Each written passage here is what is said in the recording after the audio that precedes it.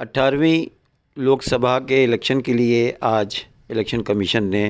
تاریخوں کا اعلان کر دیا ہے۔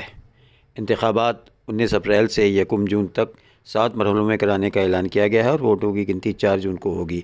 اس کے ساتھ ہی آج ملک بھر میں ماڈل ضابطۂ اخلاق نافذ ہو گیا ہے۔ Chief election commissioner Rajiv Kumar نے دونوں کمشنروں گیانیش کمار اور سکھبیر سنگھ سندھو کی موجودگی میں آج یہاں وگیان بھون میں منعقدہ ایک پریس کانفرنس میں تمام 543 لوک سبھا سیٹوں کے ساتھ سکم، اروناچل پردیش،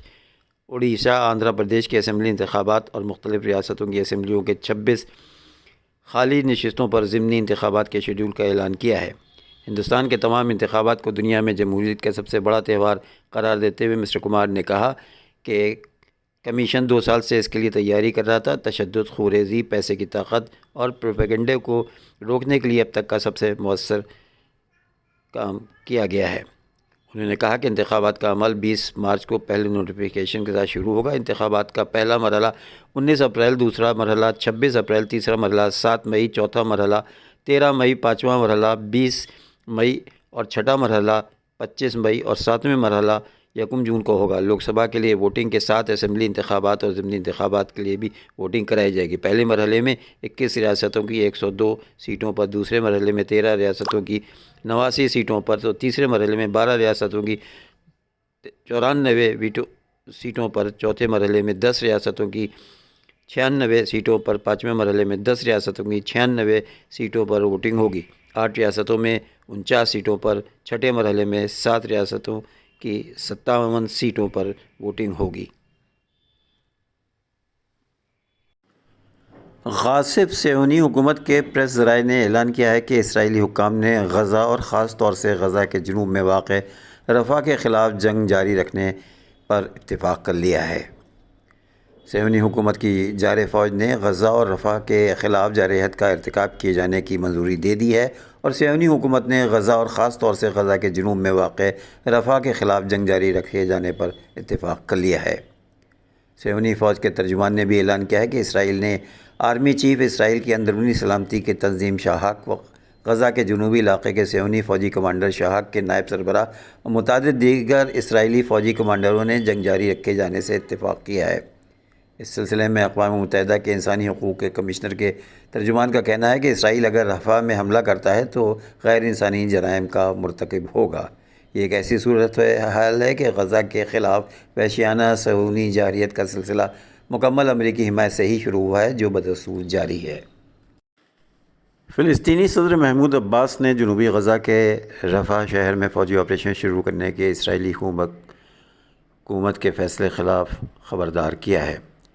فلسطینی خبر رساں ایجنسی وفا کی جانب سے شائع ہونے والے ایک بیان میں صدر نے غزہ کے عوام کی مشکلات میں اضافہ کرنے والی ایسی خطرناک جارحیت کو روکنے کے لیے عالمی برادری سے فوری مداخلت کی اپیل کی ہے۔ عباس محمود نے کسی بھی نقل مکانی کو مسترد کرنے کی تصدیق کی ہے اور جاری جنگ کو روکنے اور غزہ پٹی سے اسرائیلی افواج کے انخلاء کی ضرورت پر زور دیا ہے، جس سے اسرائیل کو بین الاقوامی تجاویز پر عمل درآمد کرنے کا پابند کیا جا سکے۔ انخلاء کی ضرورت پر زور دیا ہے جس سے وہاں جو پھیلی ہوئی پریشانی اور بھکمری ہے اس کو روکا جا سکے۔ لیبیا میں ساحل کے قریب سمندر میں کئی دن سے بھوکے پیاسے 60 مہاجرین ہلاک ہو گئے ہیں، جبکہ کچھ کی جان بچا لی گئی ہے۔ بین الاقوامی خبر رساں ایجنسی کے مطابق لیبیائی ساحل کے قریب مہاجرین کی ایک کشتی خراب ہو گئی، جس کے بعد کئی دن تک وہ کھلے سمندر میں رہے، بے یار و مددگار رہے اور بھوک پیاس سے وہ تڑپتے رہے، جن میں سے 60 شدید بھوک پیاس کی وجہ سے جاں بحق نہ ہو سکے۔ اوشین والکنگ نامی امدادی ٹیم نے ساحل کے کھلے سمندر میں پھنسی کشتی کو دیکھا، جس پر انہوں نے اطالوی ساحلی محافظوں کی مدد طلب کی اور امدادی کارروائی کے نتیجے میں سمندر میں پھنسے 25 مہاجرین کو بچا لینے میں کامیاب ہو گئے، جبکہ 60 تارکین وطن بھوک پیاس سے ہلاک ہو چکے تھے۔ شدید بھوک پیاس کے سبب موت کے قریب پہنچنے والے 25 تارکین وطن کو ابتدائی طبی امداد کے بعد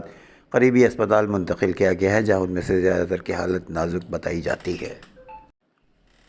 موسلادھار بارش اور ژالہ باری نے سعودی شہر کے حائل ریجن کو اپنی لپیٹ میں لے لیا ہے۔ عرب میڈیا رپورٹس کے مطابق شدید ژالہ باری کے باعث سحرانی علاقے نے سفید چادر اوڑھ لی ہے۔ حائل ریجن کی بڑی شاہراہوں پر ژالہ باری کے باعث سفیدی چھا گئی ہے اور موسم خوشگوار ہو گیا ہے۔ سعودی عرب کے علاقے ابہا میں بھی غیر متوقع موسلادھار بارش اور ژالہ باری کے بعد موسم خوشگوار ہو گیا ہے۔ سعودی محکمہ موسمیات کے مطابق شمالی سرحدی علاقوں تبوک، الجوف، حائل اور مدینہ کے مختلف علاقوں میں شدید بارشوں کا امکان بھی ہے۔ اور آخر میں ایک دلچسپ خبر، ترکیہ کے شہر استنبول میں ایک بلی کے قاتل کی رہائی کے خلاف احتجاج شدت اختیار کر گیا ہے، جس پر ترک صدر کو معاملے میں مداخلت کرنا پڑی اور عدالت کو مجرم کے خلاف دوبارہ مقدمہ چلا کر اسے سزا سنانا پڑی۔ خبر رساں ایجنسی کے مطابق 1 جنوری کو ابراہیم جس عمارت میں رہتے تھے اس میں انہوں نے روز نامی بلی کی لاش لاتیں مار مار کر ہلاک کر دیا تھا اور ان کی اس حرکت کو سیکیورٹی کیمرے نے قید کر لیا تھا۔